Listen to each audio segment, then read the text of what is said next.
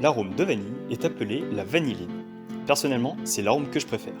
Mais il est victime de son succès et malheureusement, la production de vanille naturelle ne suffit plus à alimenter la demande mondiale. Il a donc fallu trouver des alternatives. Une des méthodes de production de vanilline se base sur la transformation du bois. Enfin, pas tout le bois, seulement une partie. Dans le bois, on trouve plein de molécules, et parmi elles, la lignine. Si on devait la représenter chimiquement en formule topologique, elle ressemblerait à ça. Wow, si je simplifie, ça donne ça. On y voit déjà un peu plus clair.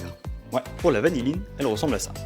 Si on regarde attentivement, on peut s'apercevoir de la similarité entre le losange de la lignine, appelé unité guayacile en chimie, et la vanilline.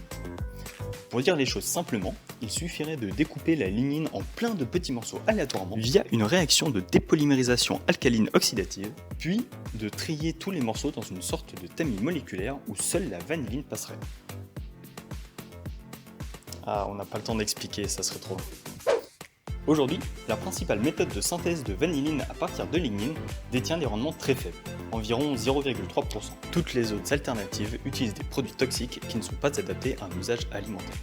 Durant un stage de recherche, je vais utiliser une nouvelle méthode de synthèse en utilisant un milieu réactionnel, le tétrabutylammonium 30 hydrate, qui facilite la transformation en vanilline. Grâce à cela, le rendement va augmenter de 0,3 à 5%.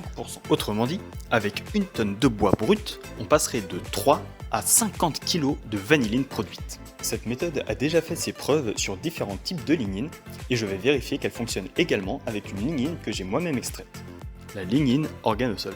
La vanilline est aujourd'hui produite à 85% à partir de pétrole, 15% à partir de lignine et moins de 1% via les gousses de vanille. Alors certes, la majorité reste un arôme artificiel, mais entre manger une transformation de bois ou de pétrole, j'ai fait mon choix, moi aussi.